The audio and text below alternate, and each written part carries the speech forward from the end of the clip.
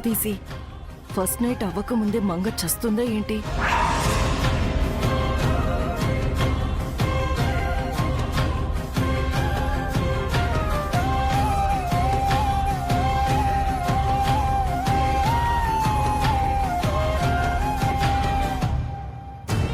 అది త్వరగా చస్తే పీడ విరగడవుతుంది. ఎన్ని రోజుల నుంచి వేడుకుంటున్నాం, మరి ఈ రోజు దేవుడు తప్పకుండా మన కోరికను నెరవేరుస్తున్నాడు.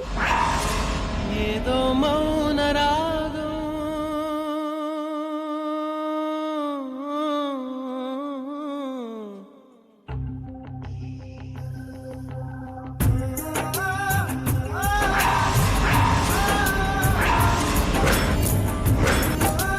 హారతి ఎగరగొడతావా? అది కింద పడుంటే ఇంటికి నష్టం జరిగేది, ఇంటి కోడలికి అరిష్టం జరిగేది. ఏదో మౌన రాగం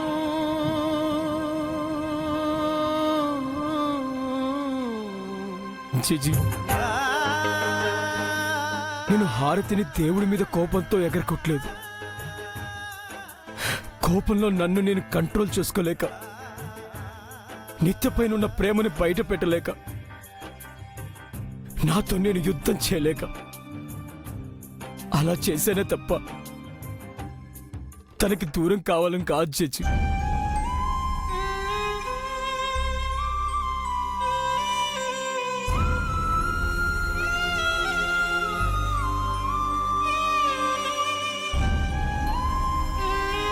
నేను నమ్మని ఆ దేవుణ్ణి నాకు సాయం చేయమని అడిగే రైట్ నాకు లేదు. నువ్వైనా దేవుడికి ప్రార్థించి చేచి నా నిత్యని నా నుంచి దూరంగా తీసుకెళ్లొద్దని చెప్పు చేచి.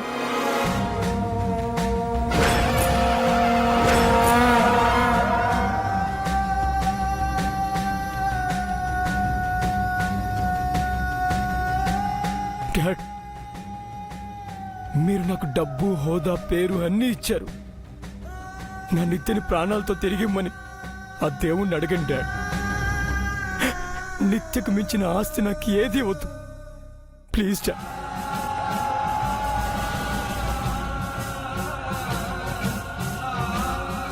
ప్లీజ్ పిన్ని. నిత్య నీకు ఇష్టమైన కోడలు కదా, నిత్య నీ కూతురు లాంటి దాన్ని అంటావు కదా. నీ మంచితనం నిత్యని ఖచ్చితంగా కాపాడుతుంది. నిత్య లేకుండా నేను ఉండలేను పిన్ని. నన్ను క్షమించమని ఆ దేవుడికి చెప్పు పిన్ని. నిత్యని దూరం చేసి నన్ను శిక్షించద్దని చెప్పు.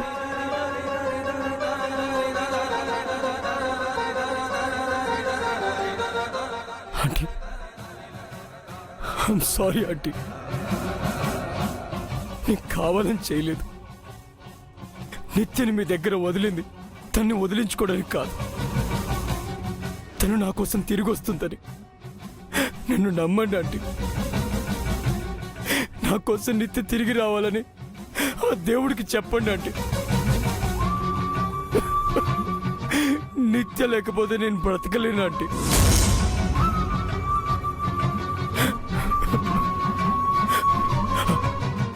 అత్య, మావయ్య, ఈ మేనల్లుడు ఆనందం మీ ఆనందం కదా. నిత్య నాతో ఉంటే నేను సంతోషంగా ఉంటాను. నా సంతోషాన్ని నాకు ఇమ్మని ఆ దేవుణ్ణి అడగండి.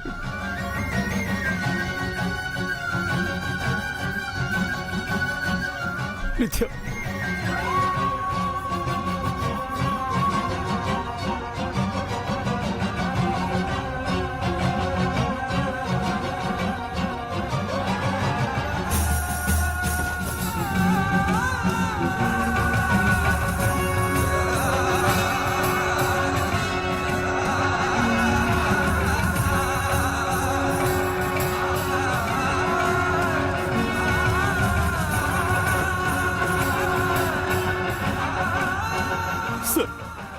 ఏమిటి సార్ ఇది? చిన్నపిల్లళ్ళ నేను చిన్నపిల్లని కాచాలి, మూర్ఖుణ్ణి. సీత లాంటి నిత్యని, హనుమంతుడు లాంటి నిన్ను అర్థం చేసుకోలేని దత్తమ్మని, నాలాంటి వాడిని పట్టుకొని రాముడు అన్నావు. నేను రాముడిని కాచారి, రాక్షసుని. అలా అనకండి సార్. నిత్య మేడంకి ఏమీ కాదండి. మీరంటే ఆవిడకి చాలా ఇష్టం అండి. మిమ్మల్ని వదిలి ఆవిడ దూరంగా వెళ్ళారండి.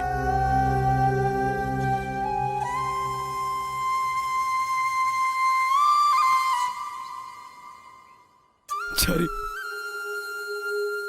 ఆ హనుమంతుడు సంజీవిని తెచ్చినట్టు ఏదో ఒకటి చేసి నా నిత్యని కాపాడుచారు ప్లీజ్.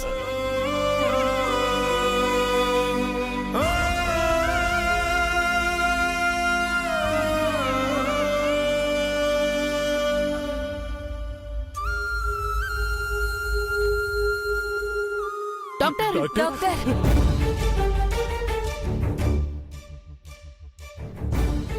ఐఎమ్ సారీ, పరిస్థితి మా చేయి దాటిపోయింది.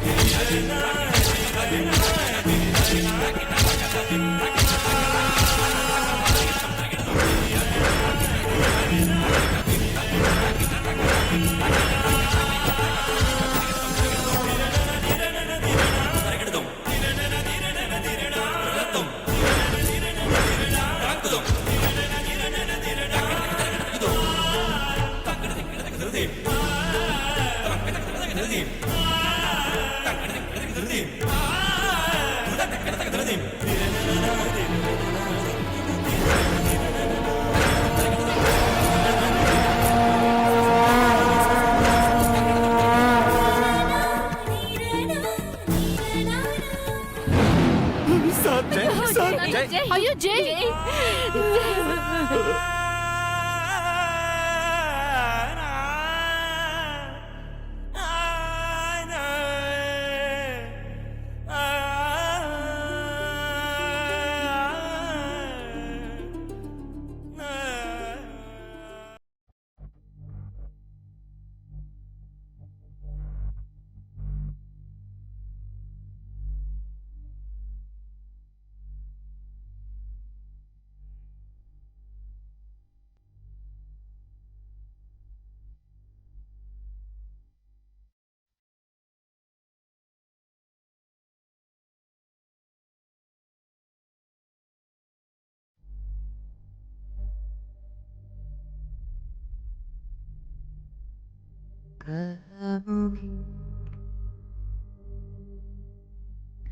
कट्टे में ही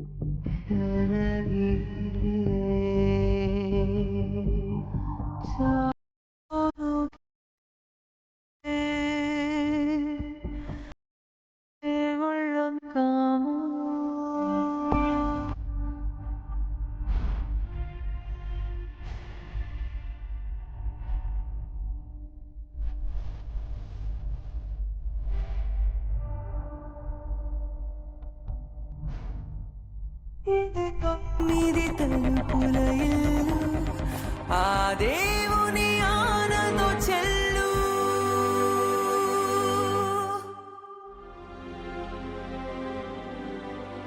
ఓ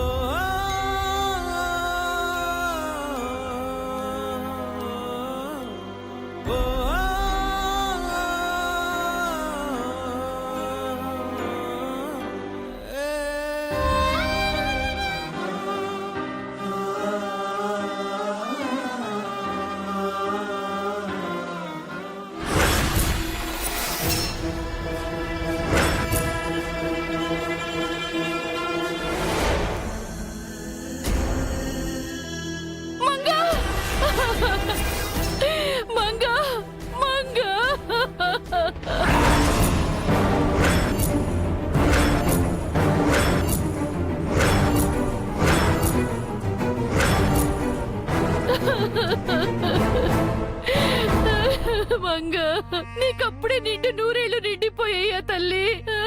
నన్ను వదిలి వెళ్ళిపోయావా? ఈ కుటుంబం శాపానికి బలైపోయావా?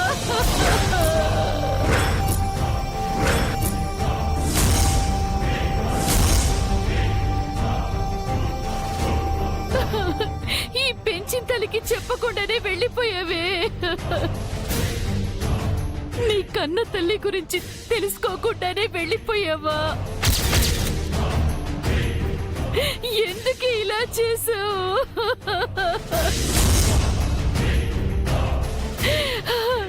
గొప్పోళ్ళింటి కోడలు అయ్యావని సంతోషించే లోపు ఈ ఇంటి శాపానికి సమితమై అర్ధాయుషుతో వెళ్ళిపోయి నా గుండె పగలగొట్టావు కదే.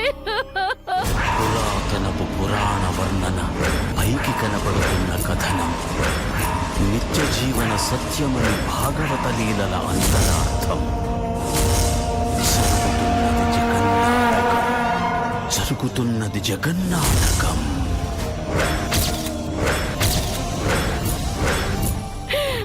ఓ కనికరం లేని దేవుడా, నన్నైనా తీసుకుపోయావు కాదు. నా బిడ్డ ఏం పాపం చేసిందని నీ పొట్టను పెట్టుకున్నావు. నీ బిడ్డల అర్ధాయిష్తో చస్తే తెలిసేది నీకు గుండె కోత. మంగ మంగ మంగ మంగ.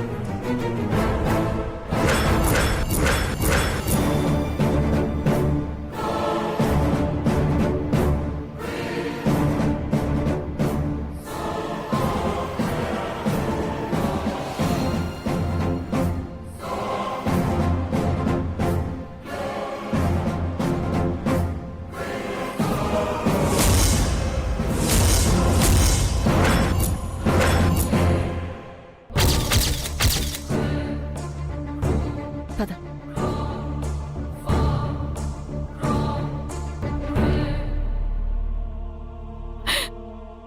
వచ్చావా? రా, చూడు మంగకే గతి పట్టించావు. ఇప్పుడు నీ కళ్ళు చల్లబడ్డాయా? నీ కడుపు పట్ట చల్లారిందా? నీ కక్ష తీరిందా? ఈ క్షణం కోసమే కదా, మంగ చావు కోసమే కదా నువ్వు ఎదురు చూసావు. చూడు, అది చచ్చిపోయింది.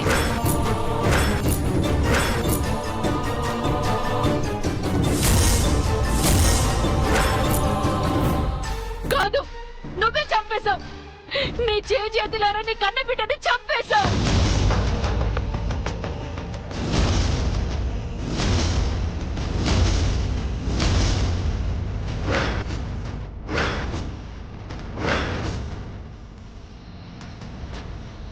ఒక కూతురు సంతోషం కోసం ఇంకొక కూతుర్ని బలిచ్చిన తల్లిగా చరిత్రకెక్కావు.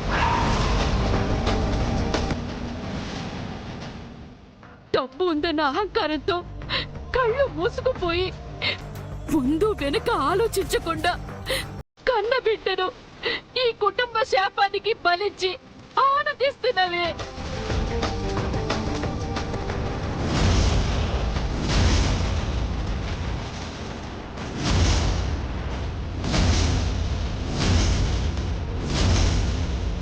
నీ ఆనందం ఎన్నో రోజులుండదు. ఆ భగవంతుడు నీ అరాచకాన్ని చూస్తూ ఊరుకోడు. నువ్వు చేసిన నీచానికి సర్వనాశనం అయిపోతావు. నువ్వు చేసిన మోసానికి మట్టి కొట్టుకుపోతావు.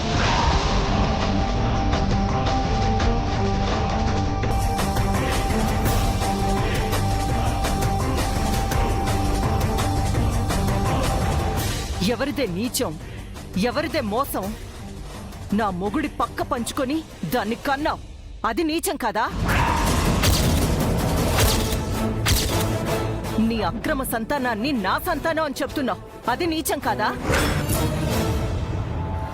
పని మనిషిని ఈ ఇంటి కోడలిగా పట్టాభిషేకం చేస్తే ఆనందపడ్డావు, అర్హత ఉందా అని ఆలోచించావా? అది నీచం కాదా?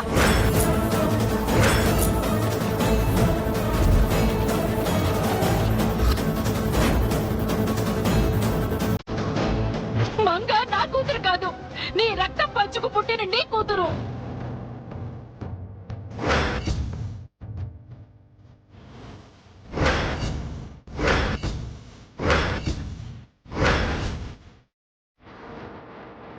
నువ్వు చేసిన మోసం వల్ల, నీ కూతురు వల్ల అది ఈ రోజు చచ్చిపోయింది.